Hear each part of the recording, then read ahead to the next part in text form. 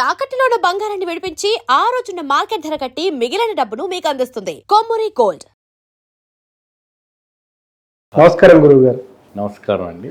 గబ్బిలాలు ఇంట్లోకి ప్రవేశిస్తూ ఉంటాయి కొన్ని సార్లు.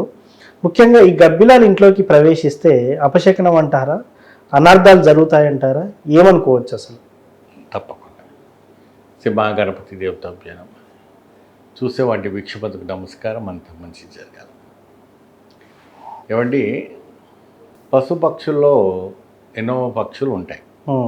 కొన్ని పక్షులు ఇంట్లో గూడు కట్టుకుంటే అపరూపమైనటువంటి ధన ప్రాప్తి, ధన సంపద కుదురుతుందని ఒక గట్టి విశ్వాసం, గట్టి నమ్మకం.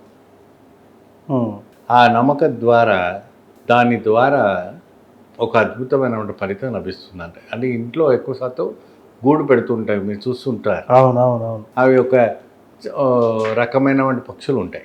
ఆ పక్షులు వచ్చి ఆ గూట్లో పెట్టేది ఆ పిల్లలు సంతానం ఉద్భవం చేస్తే ఆ ఇల్లు చాలా వరకు కూడా అభివృద్ధికి వస్తుందని ఒక గట్టి విశ్వాసం. మరి దాంట్లోనే నీచమైన వంటిది, మరి దరిద్రపరమైనటువంటి ఒక పక్షి ఒకటి ఉంటుంది. అదే గబిలం. ఆ గబిలం ఎప్పుడైతే కూడా ఇంట్లో ప్రవేశిస్తుందో ఇంట్లో ఆ ఒక యముడు ప్రయాణం చేసినట్టే. ఆ ఇంట్లో ఎవరిదైనా ప్రాణహాయు అవుతుందా, పెద్ద ప్రమాదం జరుగుతుందా, ఏదైనా అనాథ జరుగుతుందా, ఏదైనా పెద్ద ప్రాణ నష్టం జరుగుతుందా, ఆస్తి నష్టం జరుగుతుందా, ఇంకేదైనా నష్టం జరుగుతుందా? ఇప్పుడు జంతు ప్రేమికులు చాలామంది ఉంటారు, కానీ గబ్బిల ప్రేమికులు ఎవరు ఉండరు కదా. ఎందుకుంటారండి? పక్క రాష్ట్రం వాళ్ళు ప్రేమికులు తింటారు కూడా. అంతేనా? పక్క దేశం వాళ్ళు దాన్ని కోసుకొని తిని అనేక రకమైనటువంటి రోగాలు కూడా తెచ్చుకున్నటువంటి రోజులు కానీ ఉన్నాయి. ఓకే. ఏమండి, అయితే పక్షి ప్రేమికులు చిలకలు ప్రేమిస్తారు, పిట్టలు ప్రేమిస్తారు, రకరకాలు ప్రేమిస్తారు. కానీ మీరు అన్నట్టుగా గబ్బిలాలని ఎవరు కూడా ప్రేమించారు. అది చూడడానికి ఒక వికారంగా ఉంటుంది. ఓకే. ఆకారమే వికారంగా ఉంటుంది. ఏమండి, తినే పదార్థాల నోట్ల నుంచి విసర్జన చేస్తుంది. Okay okay. దానికి విసర్జన చేసేవంటి రూట్ లేదు. ఎక్కడైతే స్వీకరిస్తుందో అక్కడి నుంచి విసర్జన చేస్తుంది. కాబట్టి అది ఇంట్లోకి ప్రవేశించిందంటే అది మంచిది కాదు. ఓకే. ఏదో చెడు ప్రదం జరుగుతుంది. అది ఏ టైంకి వచ్చింది అంటే యమగండంలో ప్రవేశించిందా, రావు కాలంలో ప్రవేశించిందా? గబ్బిలం ఇంటికి వచ్చి తల మీద తన్నిపోతుంది. ఓకే. ఇది కూడా ఉంటుంది జాగ్రత్త సుమా.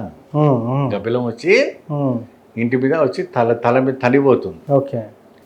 అటువంటి సిచ్యువేషన్లో గబిలానికి పోవడానికి ఒక అద్భుతమైన అటు వచ్చిపోయినందుకు ఒక పూజ విధానం ఉంటుంది. ఆ పూజ విధానం మీరు చేసుకోవచ్చు. దానికి సంబంధించినటువంటి ఒక బ్రాహ్మణ్ని తీసుకొచ్చేసి దాన్ని శుద్ధి చేసుకోవాలి, పుణ్యవచనం చేయాలి. ఓకే. పుణ్యవచనం చేసి ఆ ఇల్లంతా కూడా శుద్ధ కార్యక్రమాలన్నీ చేసుకొని మంత్రాన్ని జపించాలి. ఓకే. ఆ మంత్రాన్ని జపిస్తే చక్కటి అద్భుతమైన ఫలితాలు రావడానికి ఆస్కారం అనేది కనపడుతుంది. సో ఆ మంత్రం చెప్తారా సార్?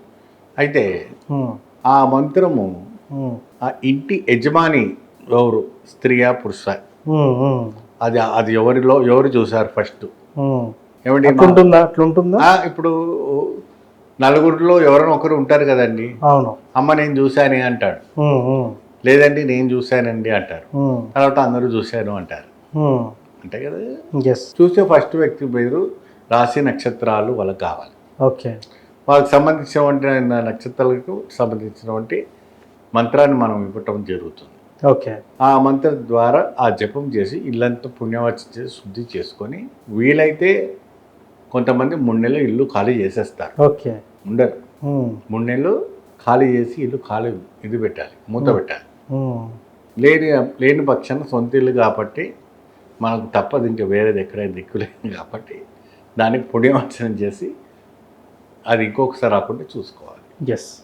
మరి పిల్లలు పెట్టిందనుకోండి, అప్పుడు గబిలాలు పిల్లలు పెట్టితే చాలా పెద్ద ప్రమాదం, చాలా జాగ్రత్తమైన విషయం.